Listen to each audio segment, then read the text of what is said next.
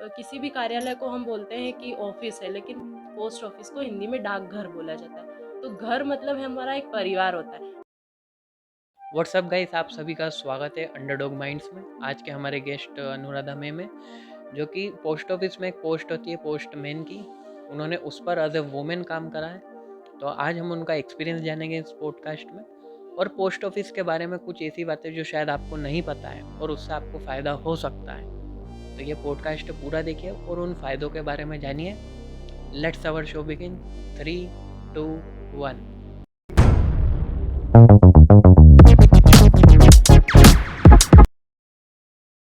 तो स्वागत है आपका अनुराधा जी। कैसा लग रहा है आपको यहाँ पर आकर? Thank you. अच्छा लग रहा है मुझे। मतलब नई इंफॉर्मेशन जो भी मेरे को अभी तक पता है पोस्ट ऑफिस के बारे में, वो मैं और लोगों को बता सकूंगी, ताकि उनको जिस जिस चीज़ का भी नॉलेज नहीं है, जो इंफॉर्मेशन आधी अधूरी है, तो हो सके तो कुछ उनको अच्छी इंफॉर्मेशन मिले, तो ये मेरे लिए अच्छी बात होगी कि मैं किसी के काम आ सकूं। आपकी जर्नी जैसे शुरू हुई थी इंडिया में, जैसे पोस्टमैन ने जो सामान या कोई चिट्ठी घर तक पहुंचाते हैं, तो जब एज ए गर्ल आप वो वाला काम करते हैं, जब आपकी ज्वाइनिंग उस पोस्ट पर होती है, तो वो एक्सपीरियंस कैसा रहता है? एक तो जो पोस्टमैन होता है वो पूरी तरह से एक सेंट्रल गवर्नमेंट का एम्प्लॉय होता है, पोस्ट ऑफिस का, डाक विभाग का। लेकिन मेरी जो ज्वाइनिंग हुई है वो पोस्टमैन पे नहीं हुई है। मतलब जो एक अदर मेरिट बेस पे एक वैकेंसी निकलती है पोस्ट ऑफिस की, जिसमें 10th की मेरिट बेस पे सिलेक्शन होता है, मेरिट लिस्ट बनती है। तो उसमें एक जीडीएस की पोस्ट होती है, ग्रामीण डाक सेवक। जो पोस्ट ऑफिस की जो रूरल ब्रांच होती है, जैसे एक सब ऑफिस है, उसमें जो रूरल ब्रांच है, ग्रामीण एरिया में जो छोटे छोटे ऑफिस होते हैं, जो छोटे छोटे एरिया में लोगों को अपनी सर्विसेज प्रोवाइड करते हैं, तो उसकी एक पोस्ट है जीडीएस। उसमें मेरा मतलब हुई थी ज्वाइनिंग। हाँ। तो उसमें उसके बाद वो एक सेमी गवर्नमेंट टाइप होता है, मतलब है एक गवर्नमेंट का एम्प्लॉय, लेकिन सारी सुविधाएं जो एक गवर्नमेंट एम्प्लॉय को मिलती है, जैसे मेडिकल फैसिलिटीज़ वगैरह, वो सारी नहीं मिलती है हमको। लेकिन बाकी जैसे ईए डीए वगैरह जो भी लगता है सैलरी बेस पे, वो सब हमारा इम्प्रूवमेंट होता है। लेकिन ये एक सेमी गवर्नमेंट जॉब होती है। फिर आपको वहाँ पर, जैसे आपने बताया कि बहुत बार जाना भी पड़ा था, मतलब कुछ डिलीवर हाँ। करने, हाँ। तो वो कैसा, मतलब एक जैसे एज ए गर्ल आपको वो चैलेंजिंग लगा था शुरू में? हाँ हाँ, मतलब वैसे तो आजकल हम बोलते हैं कि हर फील्ड में लड़कियां और लड़के बराबर हैं। हर काम वो मतलब एक बराबरी से करते हैं। लेकिन फिर भी कहीं ना कहीं देखा जाए तो एक जो बॉयज होते हैं वो हर जगह कभी भी किसी भी टाइम कहीं भी जा सकते हैं। लेकिन गर्ल्स गर्ल्स के लिए ये एक थोड़ा सा चैलेंजिंग हो जाता है कि किसी रूरल एरिया में जाना, जहाँ आपकी पोस्टिंग हुई है, वहाँ आप एक नए इन पर्सन हैं, वहाँ के सारे रास्ते, सारे लोगों से आप वाकिफ़ नहीं है। तो एक नई जगह पे जाना, फिर उसके बाद वहाँ के जो भी वहाँ का ट्रांसपोर्ट है, ट्रेवल के लिए वहाँ बस वगैरह जो भी साधन है आपको मिले, टाइम पे नहीं मिले, तो ये बहुत चैलेंजिंग हो जाता है। मतलब खास करके गर्ल्स के लिए ये काम थोड़ा वो होता है, रिस्की। ऊपर से दिन भर धूप में भागना है इधर हाँ। उधर। हाँ, हर मौसम में, बारिश के मौसम में कभी ज़्यादा पानी गिर रहा है, आपके पास पोस्ट भी होती है या जो भी ज़रूरी डॉक्यूमेंट्स वगैरह, तो उसका भी ध्यान रखना कि वो कहीं ख़राब ना हो, उनका कोई नुकसान ना हो, और फिर खुद की सेफ्टी का भी ध्यान रखना। तो थोड़ा रहता है, परेशानी तो होती है। यह मतलब आपको तो पता ही था कि मुझे ये काम करना है, हाँ। तो आपका इस करियर के प्रति झुकाव कैसे हुआ? एक तो ये था कि आजकल वैसे भी हमको गवर्नमेंट जॉब मिलना बहुत मुश्किल काम हो गया है। ऊपर से अलग अलग कैटेगरी का होता है, और मैं जनरल कैटेगरी से बिलोंग करती हूँ। तो जनरल कैटेगरी वालों के लिए आजकल हर एग्ज़ाम में कंपटीशन बहुत हो गया है। तो एक ये था कि अभी जो जॉब मिल रही है उसी में अपन अपना आगे करियर बनाए, और उसके साथ मैं अदर तैयारी भी कर रही हूँ, मतलब जैसे बैंक वगैरह की। लेकिन एक ये रहता है कि एक जॉब मिली है अपन को, तो उसको अपन को उसमें तो अपन ज्वाइन करें, बाकी अगर कहीं और हो जाता है तो फिर अपन छोड़ सकते हैं इसको। मतलब एज ए स्टेबिलिटी हाँ। आपने उसको चूज हाँ। करा था? हाँ, वही मतलब बाय चॉइस नहीं था वो। हाँ, चॉइस नहीं था, लेकिन एक बोलते ना कि एक गॉड गिफ्ट है, ठीक है, जो भी मिली है तो अभी अपन उसी में अपना ध्यान दें, और बाकी अदर तैयारी करो, वहीं पे रुकना नहीं है। लेकिन इसमें भी बहुत आगे जाके करियर ऑप्शंस हैं। एक एग्ज़ाम्स होती हैं बाद में, तो अपन डिपार्टमेंटल प्रमोशंस हो सकते हैं, तो अपन एक पूरी तरह से गवर्नमेंट एम्प्लॉय बन जाएंगे। तो इसलिए कि ये था कि हाँ, इसमें भी स्कोप हो सकता है। उसी फील्ड में हैं आप, तो नए बच्चों के लिए क्या क्या करियर अपॉर्चुनिटीज़ अभी है फ़िलहाल में? एक तो ये है कि अगर कोई बच्चे हैं जो आगे नहीं पढ़ पा रहे हैं लेकिन उनके 10th 12th में अच्छे परसेंटेज है, तो वो इसके थ्रू एक बार सिलेक्शन करके फिर इसमें आगे अपना प्रमोशन करवा सकते हैं। और एक ये है कि अगर आप अच्छी पोस्ट पे जाना चाहते हैं, जैसे एक पोस्टल असिस्टेंट होते हैं, सॉर्टिंग असिस्टेंट होते हैं, पीए एसए वगैरह, तो उनके लिए एक डायरेक्ट एसएससी के थ्रू भी होती है। एसएससी सीएचएसएल सीजीएल जो होती है ना पोस्ट, तो एसएससी सीएचएसएल के थ्रू डायरेक्ट पीए की पोस्ट पे सिलेक्शन होता है, तो हम उसके थ्रू भी इस डिपार्टमेंट में जा सकते हैं। अच्छा, आगे मतलब ग्रोथ हो सकती है ये? हाँ, ग्रोथ हो सकती है। मतलब आप सबसे पहले जीडीएस की पोस्ट पे अगर हुआ है आपका, जैसे मेरिट बेस पे मैंने बताया, और अगर एसएससी के थ्रू आते हैं तो आप सीधे पीए बन जाते हैं। फिर आगे आप और एग्ज़ाम दे के post master, IPO, SSP, SP, मतलब ऊपर के लेवल तक की सारी पोस्ट पे जा सकते हैं। थोड़ा-सा आप बताएँगे पोस्ट ऑफ़िस के बारे में कि ये इसका इतिहास क्या है? कब से ये शुरू हुआ था? जैसे जो डाक विभाग है वो हमारे मतलब एक सेंट्रल गवर्नमेंट का एक बहुत बड़ा एक डिपार्टमेंट है। तो वो लॉर्ड डलहौजी जो हमारे इतिहास में एक फेमस नाम है, उन्होंने शुरुआत की थी एक संचार को मतलब आदान प्रदान करने के लिए, संचार के लिए। तो 1854 में ये अपने अभी जो वर्तमान स्वरूप है उसमें आया था डाक विभाग। फिर इसमें शुरू में तो ऐसा होता था कि जैसे संचार के लिए लोग पत्र लिखते हैं, लेटर लिखते हैं, अपना कुछ भी कोई समाचार एक स्थान से दूसरे स्थान पहुंचाना है तो उसके लिए ये यूज़ होता था। लेकिन जैसे जैसे समय के साथ धीरे धीरे विकास हुआ, तो इसमें मतलब संचार के अलावा अभी ये धीरे धीरे बैंक की तरह भी कार्य करने लगा है। अब इसमें लोग अपनी सेविंग्स, अपने ज़्यादा से ज़्यादा इन्वेस्टमेंट करना, इसके लिए भी इसको एक बैंक की तरह भी अब उपयोग करने लगे। हाँ, मतलब ऐसा क्यों है कि सेंट्रल गवर्नमेंट की ये ऐसा पहला इंस्टीट्यूशन है जो लॉजिस्टिक संभालता था, और साथ में ये पहले ही ऐसा है कि ये धीरे-धीरे फाइनेंस भी संभालने लगा। एज़ ए बैंक का रूप ले लिया इसने, और भी बहुत सारी सुविधाएँ ये देता है। इसका मेजर कारण क्या है? इसका ये है कि लोगों को एक ट्रस्ट था कि एक डाक विभाग है जो शुरू से लोगों की मदद के लिए, मतलब उनको संचार का अपना एक माध्यम था कि अपन अपनी कोई सी भी खबर है, वो दुखद घटना हो या कोई खुशी का समाचार हो, तो हम अपने एक जगह से दूसरे जगह पे पहुंचा सकते हैं।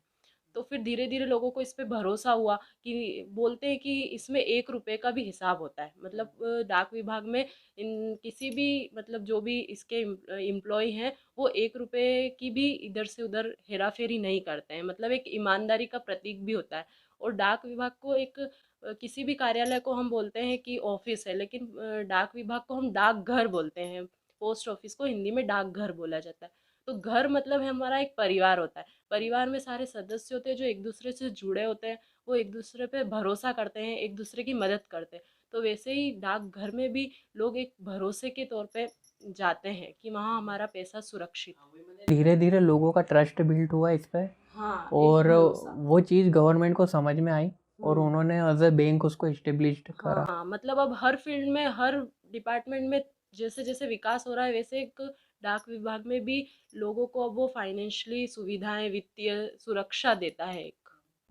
अच्छा, जैसे मैंने कहीं न कहीं सुना था कि पोस्ट ऑफिस इंश्योरेंस भी करता है, लाइफ हाँ, इंश्योरेंस, तो उसके बारे में थोड़ा बताइए आप?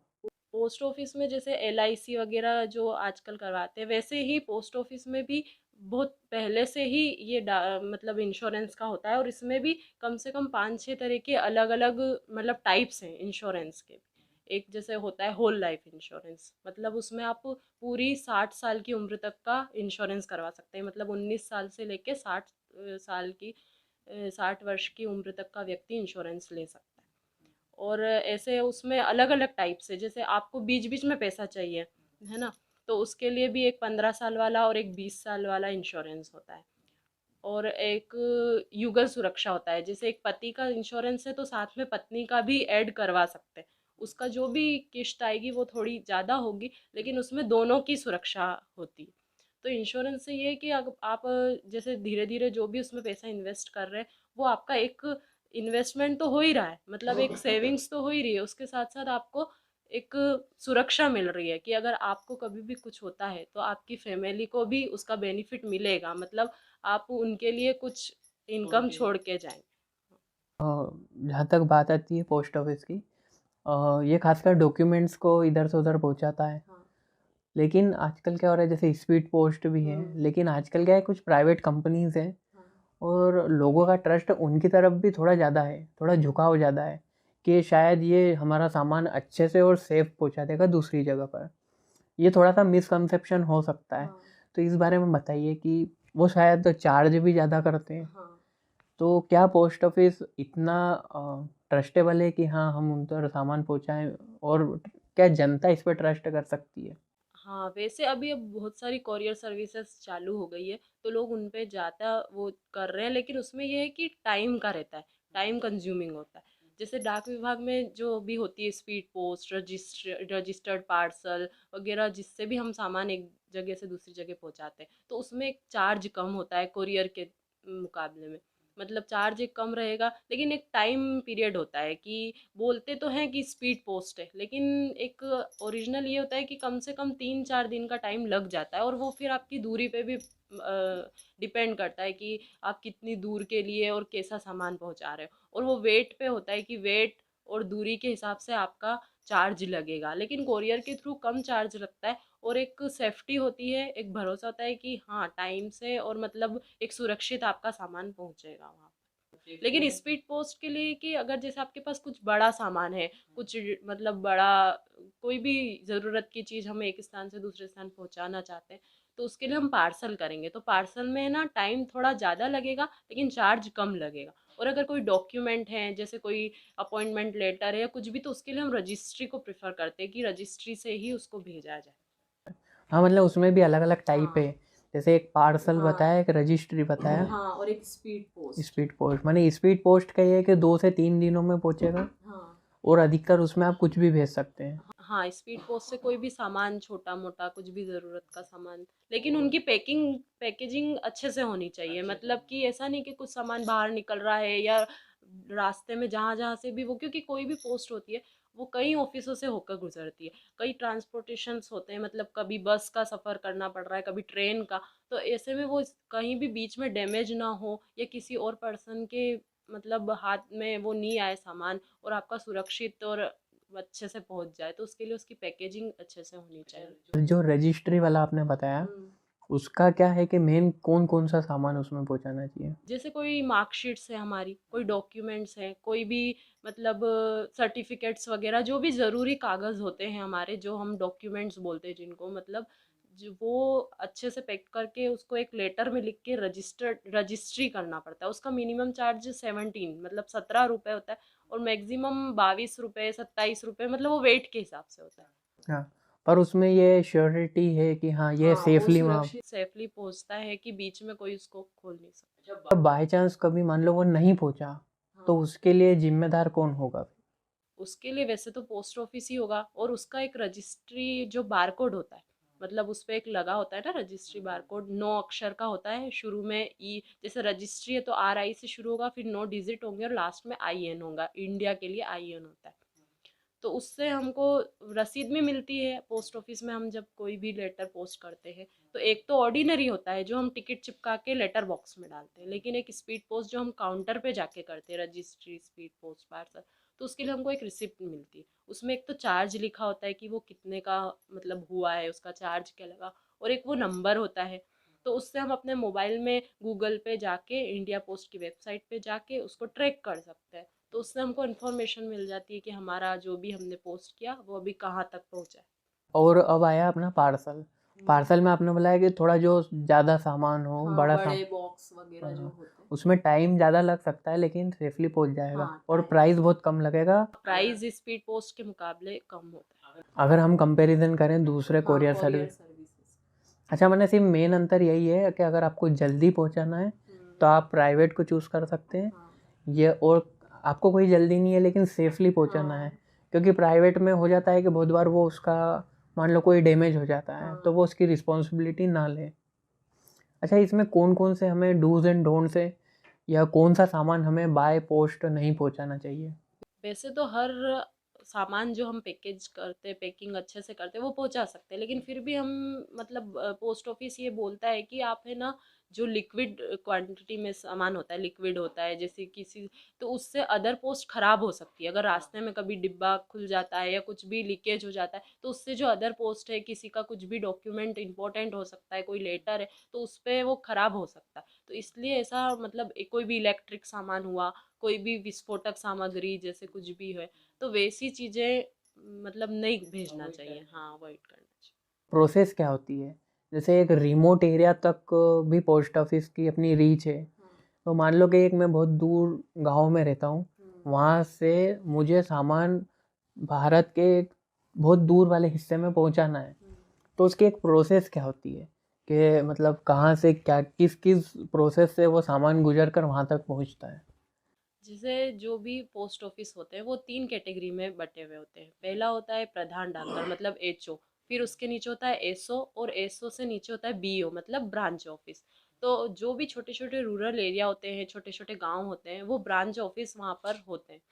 तो एक ब्रांच ऑफिस में 3-4 गांव उससे अटैच होते हैं, जो उसके आसपास मतलब 5-10 किलोमीटर 15 किलोमीटर के अंदर के एरिया के जो भी गांव हैं, वो उस ब्रांच ऑफिस से अटैच होते हैं। और वो ब्रांच ऑफिस सब ऑफिस को अपनी रिपोर्ट देता है, और सब ऑफिस हेड ऑफिस को, एचओ को। तो ऐसे कोई भी लेटर है जो किसी गांव में कोई पर्सन है जो भेजना चाहता है कुछ सामान, तो वो अपने ब्रांच ऑफिस में अपने ब्रांच पोस्ट मास्टर के पास जाएगा, वहाँ पे वो उसकी पोस्ट करवा सकता है, या फिर अपने जो भी एसओ सब ऑफिस है वहाँ पे करवा सकता है। फिर एसओ से वो जो भी उसका पिन कोड होगा, मेन तो पिन कोड ही होता है पोस्ट ऑफिस में, पोस्टल इंडेक्स नंबर। तो पिन कोड के मतलब कोई भी आप लेटर या कुछ भी सामान भेजो तो उस पर पिन नंबर लिखा हुआ होना ज़रूरी है। तो उस पिन के थ्रू वो आगे जाएगा। फिर जो बड़े बड़े सॉर्टिंग ऑफिस होते हैं, सॉर्टिंग असिस्टेंट्स होते हैं, वो वहाँ पे सॉर्टिंग का काम करते हैं, मतलब कि ये इस एरिया का पिन कोड है तो इसको इधर भेजना है। या फिर हर मतलब ट्रेन से, ट्रांसपोर्टेशन से उनका एक अलग अलग शॉर्टिंग होती है, तो फिर वो उसके आगे ऑफिस में जाता है। फिर अगर कोई ट्रेन का है तो रेलवे मेल सर्विस होती है, आरएमएस के ऑफिस होते हैं, वो फिर ट्रेन के थ्रू और आगे पहुँचाते हैं। कहीं पे एयर पार्सल भी होता है ना, एयर से भी डाक जाती है, तो वो फिर एयर के माध्यम से भेजते हैं। तो ऐसे वो उसके मतलब मेन जो लास्ट का उसका ऑफिस है वहाँ तक पहुँचता है। उसमें बहुत सारे हाँ, कैटेगरी बटी हुई है, हाँ, मतलब सबको एक एक काम दे दिया कि आपको ये करना है, हाँ, आपको ये करना है, हाँ, तो जब भी वो सबसे स्ट्रॉन्गेस्ट नेटवर्क है। हाँ। और एक गांव के एक छोटे छोटे गांवों से जुड़ा हुआ है ये ब्रांच ऑफिस के थ्रू, मतलब जो जीडीएस होते हैं वो ब्रांच ऑफिस में ही काम करते हैं। 2 पोस्ट होती है, एक बीपीएम और एक ABPM. BPM branch post master, और एक ABPM assistant branch post master. आजकल हाँ, हम ये कह सकते हैं कि जैसे प्राइवेट कोरियर सर्विसेज तो एक सीमित हाँ, सिटी तक होता है, लेकिन पोस्ट ऑफिस हर गांव गांव हाँ। तक जुड़ा हुआ है। जैसे प्राइवेट जो है वो मेनली अधिकतर शहरी एरिया में ही होते हैं, लेकिन जो ग्रामीण डाक सेवक होते हैं या ब्रांच ऑफिसेज होते हैं वो हर गांव में होते हैं। तो किसी भी गांव में कोई भी पार्सल आता है, मनी ऑर्डर भी आता है, मनी ऑर्डर भी पोस्ट ऑफिस के थ्रू भेजते हैं। जैसे लोग जो एटीएम नहीं जाते, बैंक नहीं जाते, तो उनको पोस्टमैन मनी ऑर्डर घर पे आके पैसे देता है। तो वो सर्विसेज, बाकी कोई बुक पार्सल मंगवा रहा है, कोई दवाई मंगवाता है, और आजकल तो गंगा जल भी मंगवाते हैं। जैसे ये गंगा जल की एक बॉटल होती है, ये 30 रुपए की बॉटल होती है।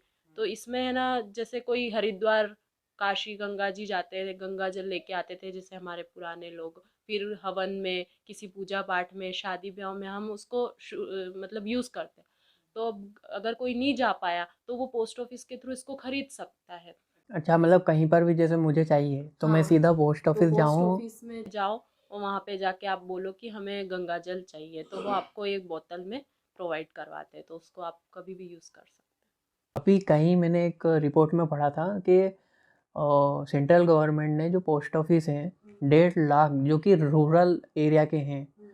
उन्हें कन्वर्ट कर दिया गया है डिजिटल में, डिजिटल पोस्ट ऑफिस में। तो ये किस प्रकार करा गया है? हाँ, तो जैसे पहले जो डाक विभाग था वो पूरी तरह से ऑफलाइन था। लोगों को कुछ भी कैश जमा करना है, कुछ भी सेविंग्स अकाउंट्स खुलवाने हैं, जो भी काम करना है, उसके लिए उनको पोस्ट ऑफिस ही जाना पड़ता था। वहाँ उनको लंबी लाइन अगर लगी है तो लाइन में भी लगना है, उनके ऑफिस का टाइम हो रहा है या जो भी उनके ज़रूरी काम है उनको छोड़ के उनको वहाँ ऑफिस जाना पड़ता था। लेकिन अब 1 सितंबर 2018 से India post payment bank IPPB, इसकी एक लॉन्चिंग हुई है सेंट्रल गवर्नमेंट की तरफ से। तो ये एक प्राइवेट संस्था है, प्राइवेट बैंक है, जिसको पोस्ट ऑफिस के में लिंक कर दिया गया है। मतलब अब जैसे पोस्ट ऑफिस के सारे काम हम डिजिटली भी कर सकते हैं। मतलब एक प्ले स्टोर पे एक ऐप होता है IPPB मोबाइल बैंकिंग, उसको आप अपने मोबाइल में डाउनलोड कर सकते हैं और किसी भी पोस्ट ऑफिस में जाके या ब्रांच ऑफिस में जाके उसका एक अकाउंट खोलते हैं। मतलब एक कार्ड मिलता है, QR कार्ड IPPB का, तो वो IPPB अकाउंट खुलवा के आप अपने मोबाइल में उसको मतलब ऐप डाउनलोड करके उसके सारे अकाउंट नंबर वगैरह से डाल के उसको अपने मोबाइल में चालू करवा के फिर आप अपने पोस्ट ऑफिस के जो भी काम है, जैसे सेविंग्स अकाउंट्स को लिंक करवा लो एक बार, तो फिर आप अपने जो भी RD सुकन्या जो भी स्कीम्स हैं जिसमें भी आप अपने पैसे इन्वेस्ट करते हैं वो आप अपने मोबाइल से ही कर सकते हैं। और आपको हर महीने या जब भी आपको जमा करना हो तो ऑफिस जाने की ज़रूरत नहीं है। मतलब उन्होंने पूरा चेंज ही कर दिया है। हाँ आपको पूरा मतलब इतना तो शायद बैंक भी प्रीफर नहीं करते हैं, हाँ क्योंकि कहीं ना कहीं आपको बैंक भी एक आध बार तो जाना ही है। तो पोस्ट ऑफिस ने भी वही वाला रूल अपनाया है कि आप बिल्कुल सारा काम घर बैठे जैसे करिए। बैंक में आप फोन पे चलाते हैं, गूगल पे चलाते हैं, वैसे ही ये IPPB का ऐप होता है। इसमें भी आप अपने गैस सिलेंडर की बुकिंग कर सकते हैं, उसका रिचार्ज कर मोबाइल रिचार्ज करवा सकते हैं, अपनी डिश TV का रिचार्ज करवा सकते हैं, किसी को भी पैसे ट्रांसफ़र कर सकते हैं। मतलब एक फ़ोन पे गूगल पे की तरह ही ये IPPB का ऐप भी काम करता है। अच्छा, मान लीजिए कि मेरे पास कैश में भी पैसे नहीं है, और सॉरी मेरे पास कैश नहीं है, लेकिन मुझे पोस्ट ऑफिस वाले जो अकाउंट में पैसे जमा करने हैं, तो मैं सीधा बैंक से उधर भी ट्रांसफ़र कर सकता हूँ। हाँ, अगर आप फ़ोन पे, गूगल पे, पेटीएम जो भी चलाते हैं तो उसमें आप अपना IPPB का जो आपको कार्ड मिला है उस पे एक अकाउंट नंबर होगा और IFSC कोड भी होता है उसका। मतलब वो एक तरह से एक बैंक का ही अकाउंट है। तो उसको आप अपने फ़ोन पे बेनिफिशियरी ऐड करके अपने IPPB के मोबाइल में पैसे ट्रांसफ़र कर सकते हैं और वैसे ही IPPB से आप अपने बैंक में भी ट्रांसफ़र कर सकते हैं। या कहीं बाहर भी हम पेमेंट कर सकते हैं उस बैंक से? उसका QR कोड भी होता है। तो अब जैसे किसी भी शॉप पे गए, वहाँ उस जो भी वहाँ का शॉपकीपर है उसके पास है IPPB का अकाउंट और उसका QR कार्ड लगा हुआ है, जैसे बाकी बैंकों के लगे होते हैं, तो आप उसको स्कैन करके नॉर्मल QR कोड पे नहीं होता है क्या? नहीं, इसका एक अलग ही QR कोड है। हाँ अच्छा, ये आपने बोला कि नॉर्मल QR पे नहीं होता है, लेकिन हाँ हम ये कर सकते हैं कि अगर एक और अकाउंट है, क्योंकि हर जगह तो मुझे लगता नहीं कि इसके QR कोड होंगे, तो उधर से इधर पैसा ट्रांसफ़र करके हम वो यूज़ कर सकते हैं। अभी क्या ये शुरुआत हुई ना, तो शुरू में धीरे धीरे ये अकाउंट्स खुल रहे हैं। कई ब्रांच ऑफिस में जब कैंप लगते हैं हमारे, तो उसमें कैंप लगा के लोगों को इन्फॉर्मेशन दी जाती है। जगह जगह इनके ऑफिस मतलब अकाउंट्स खुलवाए जाते हैं ताकि लोगों को पता चले। और फिर जब अकाउंट्स खुलेंगे तो लोग डिजिटली ऑनलाइन लेन देन करेंगे, तो अभी उनको इन्फॉर्मेशन थोड़ी कम है। अच्छा, जैसे इसमें देखा है कि पोस्ट ऑफिस में अधिकतर रूरल एरिया के जनता ज़्यादा जुड़ जाती है, तो उन्हें आसानी होती है ये सब ऑनलाइन ट्रांजैक्शन करने में? अभी तो वैसे तो अब जैसे कोरोना आया था उसके बाद से स्कूल में भी बच्चों के पास मोबाइल अधिकतर प्रोवाइड हो गए पढ़ाई के लिए। और हर गांव में आजकल हर घर में एक दो स्मार्टफोन तो मिलेंगे ही। तो उनको बस पता होना चाहिए कि ये ऐप कैसे चलेगा, इसमें कैसे हम ट्रांजेक्शन करेंगे। उसके बाद में कोई भी जो भी थोड़ा बहुत पढ़ा लिखा इंसान है जो मोबाइल चला रहा है वो तो कर ही सकता है ट्रांजेक्शन। हाँ, मतलब ईज़ी टू यूज़ है। और हाँ, आपने तो देखा भी है क्या, आपने देखा भी है कि बहुत सारे यूज़ कर भी रहे हैं इसको? कोई उनको इश्यू आता है तो वो पूछते हैं वहाँ पर? हाँ, वो जो भी ब्रांच ऑफिस में उनके BPM वगैरह उनसे जाके पूछ सकते हैं अगर कोई दिक्कत आ रही है, कभी ऐप चल नहीं रहा है कुछ भी। वो बता भी देते होंगे, या उसके लिए कोई अलग ही अलग एक डेस्क है? ब्रांच ऑफिस होते हैं वहाँ पर जो भी एम्प्लॉय है वो बताते हैं। अच्छा, मैंने अभी कहीं तो एक ATM भी देखा था पोस्ट ऑफिस का, तो वो ATM सिर्फ पोस्ट ऑफिस के खाते से जुड़ा हुआ है, या ये जो आपने बताया था कि IBPB, नहीं, वो पोस्ट ऑफिस के खाते से जुड़ा होता है। है ये दोनों खाते अलग अलग है? एक सेविंग्स अकाउंट होता है पोस्ट ऑफिस का जिसकी डायरी मिलती है, एक पासबुक होती है, और ये IPPB का कार्ड मिलता है। तो आपकी अगर पर उसके लिए है कि ज्वाइन अकाउंट नहीं होना चाहिए। मतलब एक सिंगल पर्सन का होना चाहिए। जैसे हस्बैंड वाइफ का जॉइंट अकाउंट है तो वो IPPB अकाउंट से लिंक नहीं होगा, क्योंकि IPPB अकाउंट तो अकेला ही खुलेगा, वो थंब से होता है डिजिटली। और ये सेविंग्स अकाउंट तो अपन फॉर्म भर के जो खुलवाते हैं वैसा होता है। तो इसलिए अगर आपका सिंगल अकाउंट है पोस्ट ऑफिस का सेविंग अकाउंट पासबुक वाला, और IPPB आपने खुलवा लिया, तो आप दोनों को लिंक कर सकते हैं। उसमें भी आप पैसे मतलब डायरी वाले अकाउंट से IPPB में कर सकते हैं और IPBB से पासबुक वाले का। तो वो एटीएम वाला भी बता हाँ, दीजिए। एटीएम है कि पोस्ट ऑफिस में भी एटीएम मिलते हैं, जैसे अदर बैंक में होते हैं। उसके लिए आप एक फॉर्म दे के अपनी एप्लीकेशन दीजिए, तो आपको जो भी आपका सेविंग अकाउंट से पासबुक है जिसकी, उसका एक एटीएम मिलेगा। और वो एटीएम आप किसी भी जो भी अदर बैंक के एटीएम होते हैं वहाँ पे भी यूज़ कर सकते हैं। और उसका जो भी ईयरली एक चार्ज होता है एनुअल, जैसे हर बैंक में कटता है ट्रांजेक्शन चार्ज, वैसे कटता है। जैसे पोस्ट ऑफिस के जैसे आपने बताया था अभी कि आरडी होता है, सुकन्या एक योजना होती है, और इससे हम अच्छा खासा फ़ायदा भी मिलता है उसमें, इंश्योरेंस भी होता है, और कोई स्कीम्स वगैरह इसमें? हाँ, पोस्ट ऑफिस में जैसे एक तो सुकन्या समृद्धि योजना है जो बालिकाओं के लिए, मतलब 10 वर्ष से छोटी जो भी बालिका होती है उसके लिए ये सुकन्या समृद्धि योजना चलाई है, जिसमें अदर बैंक और अदर अकाउंट से सबसे ज़्यादा, मतलब अभी जैसे 7.1% इसका वो इंटरेस्ट रेट है।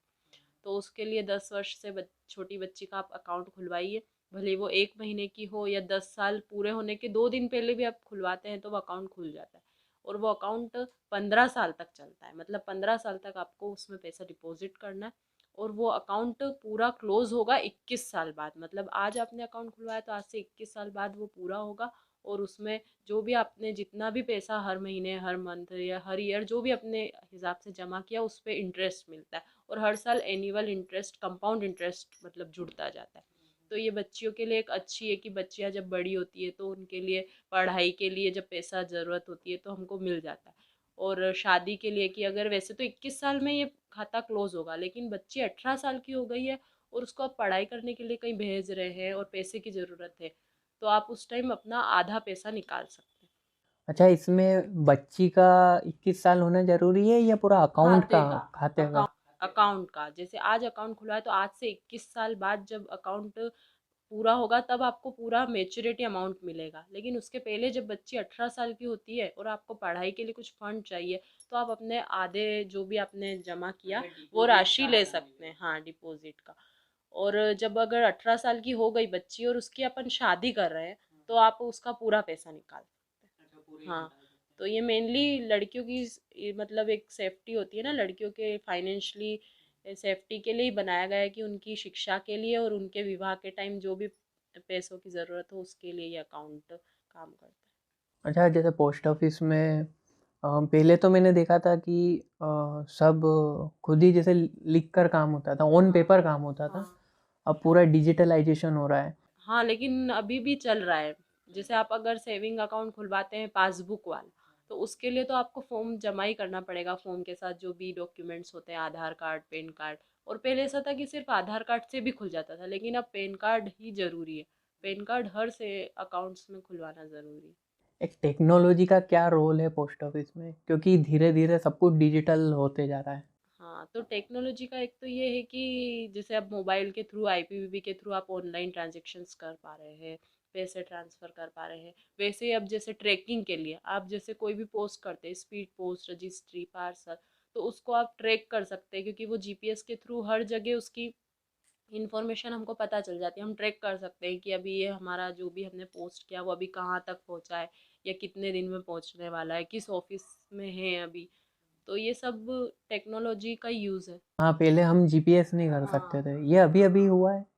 हाँ, मतलब बहुत टाइम से है ये अभी। हमसे है, हाँ। हाँ, पर जैसे मुझे नहीं मालूम था कि पोस्ट ऑफिस का भी जीपीएस होता है। हाँ, मतलब वो ट्रैकिंग आईडी होती है ना, अपन उससे ट्रैक कर सकते हैं सिस्टम के थ्रू। अभी तो ठीक है कि आपने हमें सारी इन्फॉर्मेशन दे दी। अगर कोई मैं गूगल भी करता हूँ तो मुझे भटकना पड़ता है कि यार सारी इन्फॉर्मेशन एक जगह पर अवेलेबल नहीं है।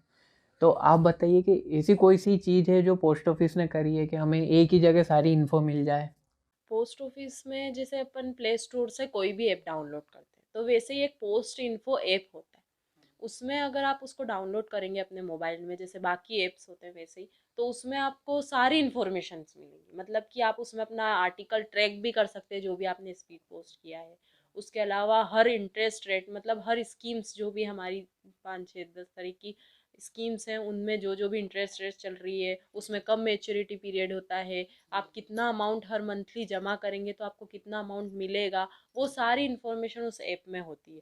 बाकी सारे इंश्योरेंस वगैरह की जो भी है कि आप हर मंथली इतना इन्वेस्ट कर रहे हैं तो आपको कौन से इंश्योरेंस में कितनी अमाउंट मिल जाएगी, वो सब उसमें मिलेगा। मतलब एक पोस्ट इन्फो ऐप है जिसमें आपको पोस्ट ऑफिस की सारी स्कीम्स, सारी योजनाएं, सारा जो भी है इंटरेस्ट रेट वगैरह, सारी इंफॉर्मेशन वहाँ से मिल जाती है। आम लोगों के बीच में कुछ मिसकंसेप्शन थे जो कि आपने क्लियर करें अभी, कि हम मुझे नहीं मालूम था कि इतना स्मूथली वर्क कर रहा है।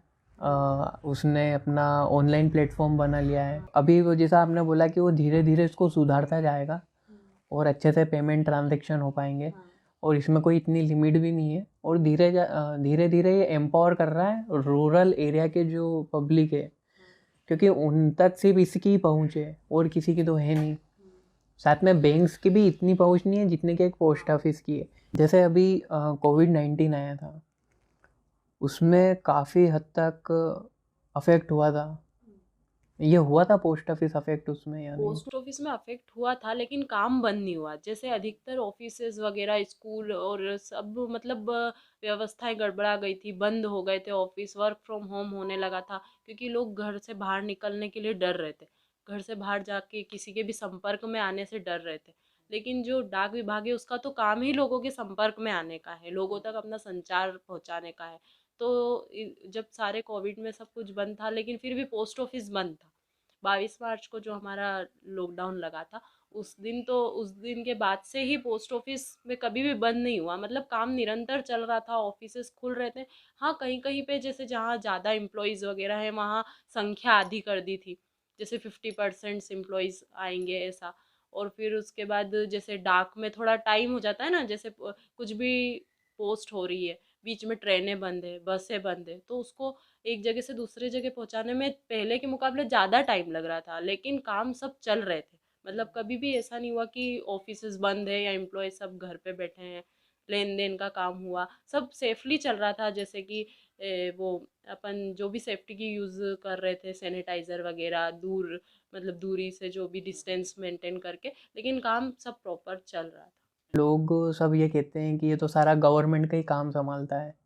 मतलब अधिकतर जितने भी आपके कॉन्फिडेंशियल सामान आता है, जैसे डॉक्यूमेंट्स आते हैं, और जितने भी बैंक से रिलेटेड आपको पोस्ट वगैरह आती है, ये पूरा काम पोस्ट ऑफिस में संभालता है। इसके अलावा और कुछ भी संभालता है? बहुत कुछ, जैसे कि हमारे जो भी डॉक्यूमेंट है, जितने भी जो भी लीगली होते हैं, जो भी इंपॉर्टेंट डॉक्यूमेंट्स होते हैं, जैसे आधार कार्ड भी बनता है पोस्ट ऑफिस में। आधार का जो भी करेक्शन का काम है, नया आधार कार्ड बनवाना है, किसी को अपना एड्रेस चेंज करवाना है, किसी को मोबाइल नंबर ऐड करवाना, तो ये सब काम आधार कार्ड का पोस्ट ऑफिस में भी, कुछ कुछ ऑफिस में सेंटर्स है वहाँ होता है।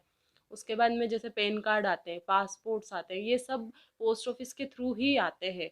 और पासपोर्ट्स भी बनते हैं, जो बड़े हेड ऑफिस वगैरह हैं वहाँ पे तो पासपोर्ट्स का काम भी होने लगा है पोस्ट ऑफिस। मतलब पूरी डिपेंडेंसी पोस्ट ऑफिस के ऊपर ही डाल दी गई है, कहीं ना कहीं हम कह हाँ, सकते हैं। मतलब ऐसा है कि हर काम को पोस्ट ऑफिस से जोड़ा जा रहा है, ताकि क्योंकि पोस्ट ऑफिस से हर गांव के छोटे छोटे जो भी एरिया है वो लोग जुड़े हुए हैं, तो उनको सारी सुविधाएं मिले, उनको सारी इंफॉर्मेशन, सारी जो भी मतलब सुविधाएं हैं, हर तरह के डॉक्यूमेंट्स बनवाने की, उन तक पहुंचाने की, वो सब पोस्ट ऑफिस में मतलब लोन लिंक कर दिया गया है। सारा काम अब, अधिकतर काम पोस्ट ऑफिस के थ्रू होने लगे। और ये आगे भी बढ़ता जाएगा। हाँ, धीरे धीरे और नई नई चीजें स्टार्ट होंगी, नया नया कुछ न कुछ जुड़ता ही जाएगा। हाँ, पोस्ट ऑफिस के अंदर कितने डिपार्टमेंट्स हैं? पोस्ट ऑफिस में डिपार्टमेंट्स तो नहीं होते। पोस्ट ऑफिस एक खुद ही डिपार्टमेंट है जो कम्युनिकेशन डिपार्टमेंट के अंतर्गत आता है। इसके जो संचार मंत्री हमारे अश्विनी वैष्णव, वो इसके हेड है मतलब। और वैसे तो जो भी सेक्रेटरी होते हैं इसमें। और ये जो पोस्ट ऑफिस है, पूरा डिपार्टमेंट जो एक है, वो 4 भागों में बटा होता है। जैसे पहले सर्कल्स होते हैं, सर्कल्स के बाद रीजन्स होते हैं, रीजन्स के बाद डिवीज़न होते हैं, और डिवीज़न सब डिवीज़न में बटे हुए होते हैं। तो जो मेनली अपने पूरे इंडिया में 23 सर्कल्स हैं, और एक बेस सर्कल है जिसको हम आर्मी बेस पोस्ट ऑफिस बोलते हैं। मतलब जो 2 कैटेगरी में है, एक 56 एपीओ और एक 99 एपीओ। 56 एपीओ का जो हेड है वो दिल्ली है, नई दिल्ली हेड ऑफिस। और 99 एपीओ का कोलकाता। मतलब ये आर्मी पोस्ट ऑफिस होते हैं जिनमें ना आर्मी के जो भी हमारे कैंप वगैरह होते हैं, वहाँ की जो भी डाक आती है, वो उनका एक सर्कल है। बाकी 23 सर्कल अलग अलग स्टेट्स में होते हैं, जैसे गुजरात, राजस्थान, और इन सब सर्कल्स का एक हेड ऑफिस होता है। ये पहाड़ियों में भी है ना, वो सबसे ऊंचा है एक कहीं पर आप। हाँ, मतलब पोस्ट ऑफिस अलग अलग टाइप के होते हैं ना, जैसे कोई वो तैरता हुआ डाकघर शायद कश्मीर में या कहीं डल लेक में कहीं है, मतलब जो नाव जो होती है उसमें तैरते हुए डाकघर होते हैं। हाँ, वहाँ पे मैंने दूसरे डिपार्टमेंट को तो नहीं देखा गवर्नमेंट के, हाँ, पर लेकिन पोस्ट ऑफिस होता है। वो ज़रूर है। अच्छा, जैसे हम पोस्ट ऑफिस में एक मेन मैं देखते आ रहा हूँ बचपन से कि एक टिकट लगती है, हाँ, और वो टिकट पे हर बार कुछ ना कुछ नया कुछ चित्र रहता है। उसका क्या सिग्निफिकेंस है? वैसे तो जैसे डाक टिकट हम है ना उसका भुगतान करने के लिए, जो भी हमारा डाक शुल्क है उसका भुगतान करने के लिए डाक टिकट का यूज़ करते हैं। जैसे कभी हमें लेटर बॉक्स में कोई लेटर डालना है तो उसका हम वेट के हिसाब से, जैसे 20 ग्राम है तो उसमें 4 रुपए की टिकट लगेगी। तो वो जो टिकट लगाते हैं, लेकिन वो एक मेमोरी के लिए, कि जैसे हमने, आपने देखा होगा किसी 1 रुपए का टिकट आता है, 2 रुपए का आता है, 5 रुपए का आता है हर। और उनपे ना जैसे सरदार वल्लभ भाई पटेल है, किसी पे लाला लाजपत राय, ऐसे मतलब उनके फोटो बने होते हैं। वो सिर्फ एक मेमोरी के लिए कि हमारे मतलब पुराने महापुरुष है तो उनके लिए। और अभी भी जैसे कोई खास कार्यक्रम होता है, कोई खास डेट होती है तो उस पर एक सरकार एक नया लॉन्च करती है डाक टिकट। वो बस उस प्रोग्राम, उस डेट को याद करने के लिए, उसकी मतलब स्मृति में कि कुछ नया डाक टिकट जारी किया। और उसके लिए एक फिलेटली डिपार्टमेंट भी होता है कि जो लोग शौक रखते हैं ना कि नए नए डाक टिकट का संग्रह करना, उनको संभाल के रखना, तो वो उन टिकटों को, मतलब उनका एक बड़ा सा वो ब्यूरो टाइप होता है कि वहाँ पे आप जाके नए नए टिकट के पता कर सकते हैं कि कितने तरह के टिकट्स होते हैं। वो अपनी रुचि पे होता है कि जिन लोगों को शौक होता है उनके लिए। अच्छा, मैं ये जान सकता हूँ कि सबसे कम से कम कितने रुपए का डाक टिकट आ जाता है? 1 रुपए का। 1 रुपए से शुरू होता है, और कितने तक आता है ये? ये 10 10 रुपए तक, 11 रुपए तक। हाँ, और एक रिवेन्यू टिकट होता है ना, जो राजस्व टिकट बोलते हैं जिसको, जैसे कोई भी स्टाम्प वगैरह होते हैं, लीगली डॉक्यूमेंट कोर्ट वगैरह में उनकी ज़रूरत पड़ती है, वो भी 1 रुपए का आता है रिवेन्यू टिकट। लेकिन उसको डाक शुल्क का भुगतान करने के लिए यूज़ नहीं कर सकते, उसको सिर्फ ये स्टाम्प वगैरह लीगली डॉक्यूमेंट्स में ही यूज़ कर सकते हैं। हाँ, वो मतलब आज भी इतना महंगा नहीं हुआ है। हाँ, चार्जेस वगैरह मिनिमम ही है बाकी सारे डिपार्टमेंट्स। मैंने देखा है कि पोस्ट ऑफिस हमेशा कुछ ना कुछ नया करते रहता है, कुछ नए नए इनिशिएटिव, सीजनल इनिशिएटिव बोल सकते हैं, वो लाते रहता है। तो उसमें क्या क्या करता है ये? जैसे पोस्ट ऑफिस का हमेशा से एक एम होता है कि लोगों से जुड़ना, लोगों को ज़्यादा से ज़्यादा संपर्क में लाना, अपनी नई नई योजनाएं, इन्फॉर्मेशन उन तक पहुंचाना। तो उसके लिए जैसे आपने सुना होगा कि एलईडी बल्ब वगैरह, ट्यूबलाइट वगैरह, ये सब आई थी कि आपको ये मतलब बाजार के मुकाबले कम रेट पे पोस्ट ऑफिस में मिलती है। तो उसमें ट्यूबलाइट, पंखे, एलईडी बल्ब आए। फिर अभी जैसे अभी 15 अगस्त जो था, तो हमारा ये 75वां स्वतंत्रता दिवस है, मतलब अमृत महोत्सव मना रहे हैं हम। तो उसमें तिरंगा झंडा, तिरंगा का था कि हमें हर सरकारी बिल्डिंग, हर घर में तिरंगा फहराना है, हर घर तिरंगा। तो उसमें भी पोस्ट ऑफिस में कई, मतलब जो बाहर मिलते हैं उसके मुकाबले कम रेट पे तिरंगे बेचे गए थे। और उसके लिए जो छुट्टी वाले दिन होते हैं, जैसे कि संडे या फिर 15 अगस्त जो भी था, उसमें भी ऑफिस खुले थे और उनको तिरंगे, मतलब वहाँ के एम्प्लॉय तिरंगे सेल कर रहे थे। मैंने देखा है कि वहाँ पे खादी का बहुत उपयोग होता है पोस्ट ऑफिस में, तो हाँ। वो ड्रेसेस अभी भी मैंडेटरी है? हाँ, जैसे जो मेन पोस्टमैन होते हैं, एमटीएस वगैरह होते हैं, उनके लिए खाकी कलर की जो ड्रेस होती है, वो उनकी मेन ड्रेस होती है। और उनके लिए मतलब उनका रहता है कि हाँ, उनको ऑफिस टाइम पे जब भी वो ऑफिस में है वो ड्रेस पहनना है। जैसे आपने टाइमिंग का बताया था, तो मैं देखता हूँ कि टाइम का थोड़ा इशू है। लोगों को पता नहीं है कि प्रॉपर पोस्ट ऑफिस का टाइमिंग क्या रहती है। वैसे हर ऑफिस का मतलब एक तो मेन टाइम होता ही है, लेकिन जैसे हेड ऑफिस वगैरह होता है, वहाँ पे शाम को 8 बजे तक भी काम होता है। और कोई कोई नाइट ऑफिस भी होते हैं, नाइट पोस्ट ऑफिस बोलते हैं उनको, वहाँ पे रात को 8 साढ़े 8 बजे तक लेन देन का काम होता है। और चल डाकघर होते हैं, मतलब चलते फिरते डाकघर, मोबाइल पोस्ट ऑफिस बोलते हैं, जो छोटी छोटी वेनों के थ्रू इधर उधर घूमते हैं, लोगों का पैसा लेना देना, पोस्ट का काम करना, ऐसे वो एरिया में घूम के काम करते हैं। और ऐसे जो मेन ऑफिस रहते हैं, जो एक जगह पे किसी भी ऑफिस में सिचुएटेड होते हैं, तो उनके लिए एक ये रहता है कि मतलब नॉर्मल डेज जो होते हैं, नॉर्मल वीकडेज, जैसे मंडे से लेके फ्राइडे तक, तो उसमें ना दोपहर में 2 बजे तक लेन देन का काम होता है। और ये स्पीड पोस्ट बुकिंग वगैरह का 3 बजे तक काम होता है। लेकिन जो सैटरडे होता है, वैसे तो हर बैंक में सेकेंड और फोर्थ सैटरडे की छुट्टी होती है, लेकिन पोस्ट ऑफिस में हाफ डे माना जाता है सैटरडे को। वहाँ छुट्टी नहीं होती, लेकिन उस दिन काम कम होता है, जैसे कि लेन देन का काम जो है वो 12 1 बजे तक ख़त्म हो जाता है। पोस्ट ऑफिस में जो बुकिंग का काम है वो भी 12 बजे तक ही होता है सैटरडे के, बाकी अदर डेज में 3 बजे तक होता है। वैसे आपको क्या लगता है कि अभी पोस्ट ऑफिस प्रॉफिट में है या लॉस में है?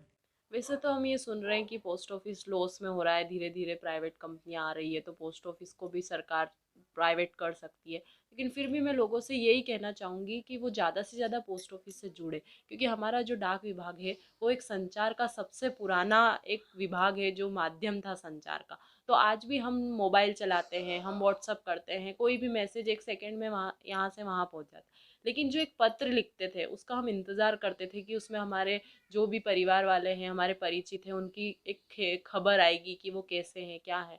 तो आप अभी भी अपने फ्रेंड्स को पोस्ट ऑफिस के थ्रू लेटर लिख सकते हैं, साल में 1-2 बार, दिवाली पे, कोई भी त्योहार पे, नए साल पे, तो आप एक लेटर के थ्रू उनको कर सकते हैं। अपने जो भी पोस्ट के काम हैं, पार्सल करना, स्पीड पोस्ट करना, उसके लिए तो आप यूज़ कर ही रहे हैं और कर भी सकते हैं। बाकी जो स्कीम्स है नई नई पोस्ट ऑफिस की, जैसे बैंक वगैरह से, उसमें रेट्स भी ज़्यादा है, इंटरेस्ट रेट ज़्यादा है, ऊपर से सिक्योरिटी है, फाइनेंशियल आपको नई स्कीम्स मिलती हैं, जैसे कि आरडी है, बच्चियों के लिए सुकन्या समृद्धि योजना है, बुजुर्ग व्यक्ति जो रिटायर हो जाते हैं तो जैसे उनको रिटायर होने के बाद एक हर महीने मंथली इनकम आनी बंद हो जाती है, लेकिन अगर कोई रिटायर होता है तो उसको एक थोड़ा बहुत अमाउंट मिलता है, जो भी उसका प्रोविडेंट फंड वगैरह होते हैं, तो उसके लिए वो एक अपना सीनियर सिटीजन अकाउंट खुलवा सकते हैं। सीनियर सिटीजन अकाउंट में आप एक इकट्ठा पैसा जमा करने के बाद आपको हर 3 महीने में क्वार्टरली इंटरेस्ट मिलता है। वैसे ही MIS अकाउंट होता है, वो तो हर इंसान जो भी 18 साल से बड़ा है वो खुलवा सकता है, तो उसको MIS में भी एक इकट्ठा पैसा जमा करके हर महीने उसका आपको इंटरेस्ट मिलता है 5 साल के लिए। तो ऐसी कई छोटी मोटी स्कीम्स है जो आप अपनी ज़रूरत के अनुसार, कि आपको एक इकट्ठा पैसा जमा करवा के FD करवानी है 1 साल के लिए, 2 साल के लिए, 5 साल के लिए, वो करवा सकते हो। आपको हर महीने इनकम चाहिए तो आप वो करवा सकते हो, MIS सीनियर सिटीजन करवा सकते हो। हर मंथली कुछ जमा करने के लिए RD करवा सकते हो। ऐसी सारी स्कीम्स जो हमें फाइनेंशियली स्ट्रॉन्ग बनाती है। वैसे इंश्योरेंस, मतलब इंश्योरेंस में आप अपना पैसा तो जमा कर ही रहे हो, इन्वेस्टमेंट कर ही रहे हो, लेकिन अपनी एक सिक्योरिटी दे रहे हो कि हमारी अगर किसी भी, भगवान नहीं चाहे, किसी भी तरीके से अगर हमारी कोई दुर्घटना हो जाती है तो हमारे परिवार के लिए हम एक सेफ्टी, एक फाइनेंशियल स्ट्रॉन्ग बना के जा रहे हैं उनको। तो ऐसी सारी स्कीम्स का आप फ़ायदा उठाएं। पोस्ट ऑफिस का जो एक पुराना भरोसा है लोगों पे, उसको बनाए रखें, और उसमें मतलब ज़्यादा से ज़्यादा उसकी सुविधाओं का लाभ लें, ताकि हमारा इससे जो कनेक्शन था हमारे पूर्वजों का, हमारे पुराने लोगों का, वो आगे भी बना रहे। हमारा जो कनेक्शन है डाक विभाग से, वो ऐसे ही जुड़ा रहे। इसका उपयोग ज़रूर करना है, और ये भी एक कला है। पत्र लिखना किसी को भी एक कला होती है, कि पहले हम जैसे महाराजा, राजा महाराजा लिखते थे, फिर धीरे धीरे वो इम्प्रोवाइज होता गया, और एक पत्र चिट्ठी पर पहले तो कबूतर लेके जाते थे। तो इसका कनेक्शन बहुत पुराना है, और मैं चाहता हूँ कि ये और आगे भी चलता रहे। मैंने तो ये भी देखा है कि कुछ मॉडर्न स्कूल्स लेटर लिखना सिखाते हैं कि कैसे लिखना चाहिए, पत्र किसी को कैसे लिखा जा सकता है, हिंदी में, इंग्लिश में, अलग अलग भाषाओं में।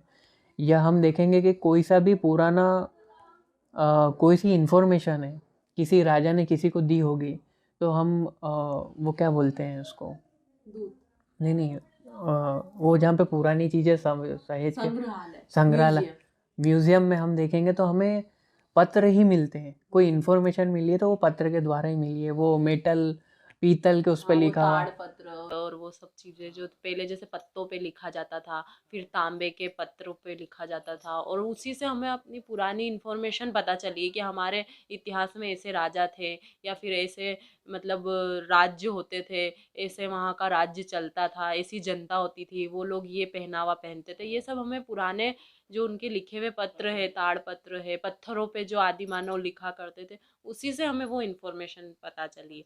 तो हमारा जो ये पुराना टच है उनसे, पुरानी चीज़ों का हमसे जो जुड़ाव है, वो हमेशा बना रहना चाहिए।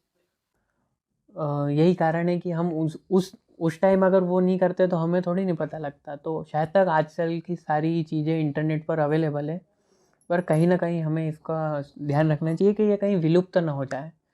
भले मैंने देखा है कि कहीं पहाड़ी में कोई सी जगह है, नाम तो नहीं बता याद आ रहा, वहाँ से लोग जाते हैं सिर्फ इसलिए, और वहाँ से घर पे पोस्ट करते हैं, सिर्फ इसी याद में कि मैंने वर्ल्ड के सबसे ऊंचे पोस्ट ऑफिस से अपने घर पे एक पत्र भेजा है। और वो उसमें उनकी फ़ोटो भी होती है। तो हाँ, ये सिर्फ एक मेमोरी के रूप में ही अब आगे चल के हो सकता है। तो मैं चाहूँगा कि आप सभी इसका उपयोग ज़रूर करें। मैं बहुत बहुत धन्यवाद करता हूँ अनुराधा जी का, जिन्होंने अपना बिज़ी शेड्यूल में से हमें अच्छी इन्फॉर्मेशन प्रोवाइड करी, जो शायद मुझे भी नहीं मालूम थी कि पोस्ट ऑफिस में इतने सारे सेक्शन हैं और इतने से ज़्यादा वो उन्नति की हो रहे हैं, मैंने इतने ज़्यादा डेवलपमेंट उसमें हो चुके हैं। तो बहुत बहुत धन्यवाद आपका। Thank you.